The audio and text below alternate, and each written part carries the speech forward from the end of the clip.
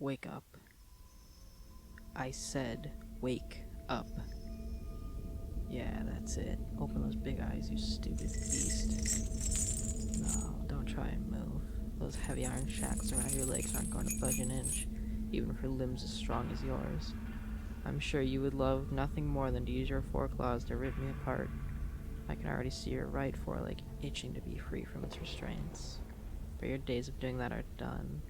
You won't be terrorizing the people of our village anymore. Ever. Here, let me kneel down so I can look into that hideous face properly. Your hungry jaws are probably already drooling under that muzzle I snapped on them, too, aren't they? Ugh. Try to ignore your beastly appetite for a moment and focus on this cloth dangling from my hand. Does it look familiar? No, don't look away. Unless you'd like to feel the sting of a crop on one of those soft, sensitive paws.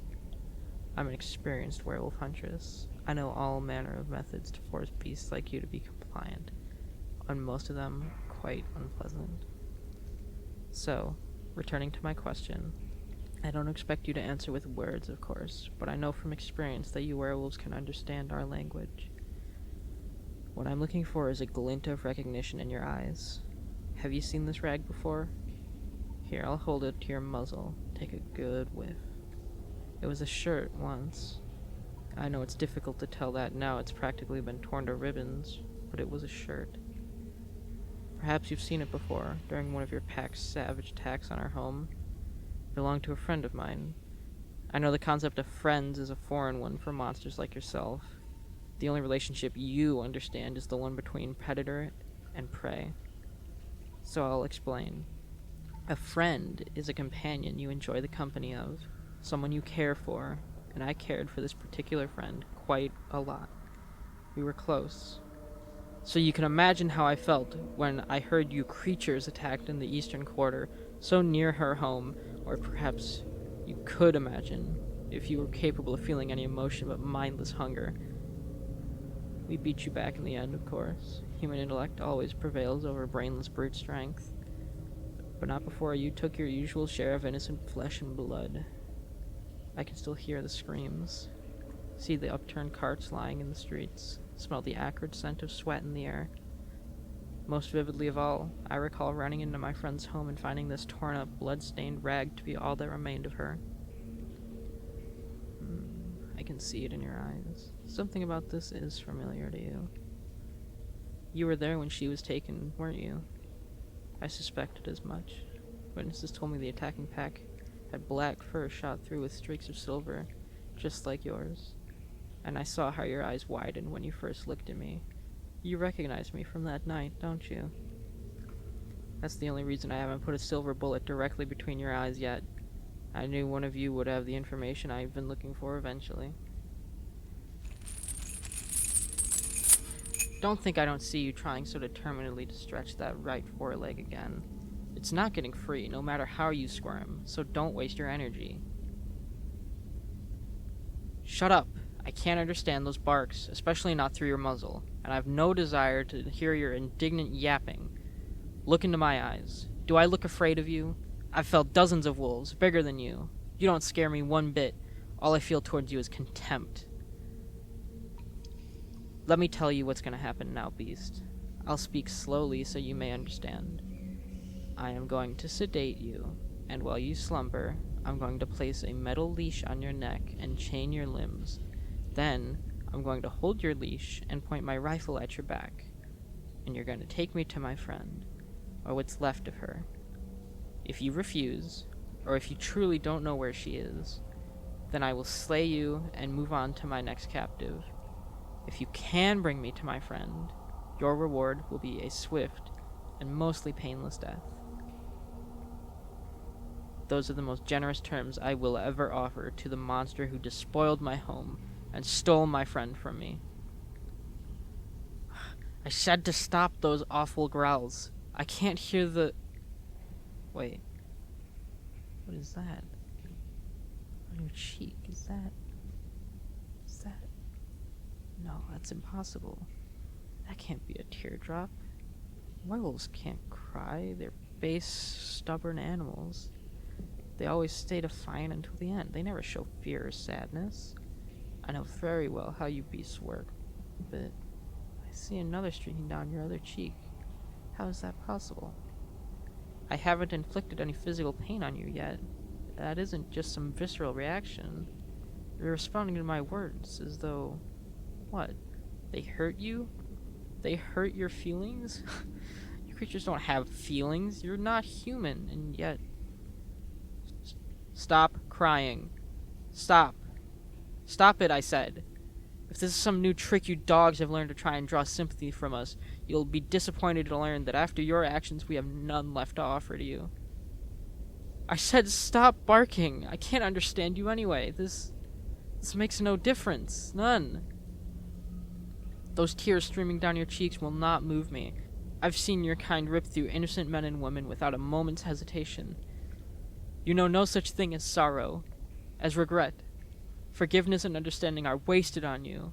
If you really... Stop trying to break that right foreleg free unless you want me to break it. I told you, you stupid, dumb animal, you won't be able to... Wait. What is that? That thing glinting on your paw? I didn't even notice. It was so well hidden beneath that thick, matted black fur. But there's something there.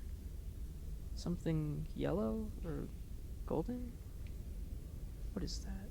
Hold still, let me take a closer look. It's... Oh my god. That ring. It's much too small for a werewolf's fingers. Not that your kind even wears jewelry. Look how tight the fit is. You probably can't even get it off. You were wearing that before you were transformed, weren't you? When you were still human. And there, that's the inscription, just as I had it etched. But it's impossible. Do you know who that ring belongs to? Do you? I need to ask you another question. Here. Let me remove that muzzle. I'm gonna ask you for a number. I want you to bark that many times. Do you understand? Good. Please, stop crying. Just answer me. Please. It was her birthday. The day I gifted her that ring, I mean. It was meant as a token of our friendship. I'd saved the coin for it for nearly 3 weeks of pay doing odd jobs for Miss Arlen. That was years ago, before she passed. It's not true gold, but it was all I could afford, and she didn't mind. She always loved my gifts, not for their opulence, but for the love in which I chose them. That day, we had a picnic on the sandy banks of the stream west of here. Just her and I. I can still remember how the honey wine I'd snuck from my mother's liquor shelf tasted. It was the first time I'd ever drank. Her first time as well, I think she said. We skipped stones in the lake. How many skips did her stone take before it sank? Yes! Oh yes, it is you! Oh my god, remember how I teased you about making so few skips afterwards, and you told me I had the stronger arms, but you had the stronger legs. Then we raced and I beat you again. And we just sat down, both exhausted, on an amber sandbar in the shade of a tall willow, laughing with one another. Oh my god, I can't believe you're alive. I was so frightened to think of what happened to you after they came. I spent so many nights sharpening my knife, honing my aim with my crossbow and my rifle, trying to commit maps of every inch of the forest to memory. I was willing to search wherever it took if there was even the slightest hope of bringing you home. How did this happen? One of them must have bitten you. Oh, I can't even imagine what it must have felt like, becoming one of them. And then to wake up to see me here, threatening you, ready to hurt you so cruelly, and to be unable to speak to me and explain everything. No wonder you shed tears. I'm so sorry. If only I had known. Let me slip these shackles off now. I know as sure as I know my own name that you would never hurt me. I'll take that muzzle off too. There we go. Isn't that better? I can tell how relieved you are by that purring. I've never heard a werewolf purr before. It is not an unpleasant sound. Here, I know it's a bit sentimental, but, and also, More than a little awkward given how much larger you are than me now, but I promised myself the first thing I'd do when I found you was give you a big hug. That was nice. Even with all that fur and those massive shoulders of yours, I can't quite get my arms around. You're enormous. Can you imagine I used to be taller than you? Oh, but it's so good to see you again, my friend. Only, we can't just leave you here like this. Someone else will come soon, and they won't understand. They'll see what you've become and think you're a monster. We need to get you somewhere safe. You'll come home with me for now. There has to be a way to reverse the curse.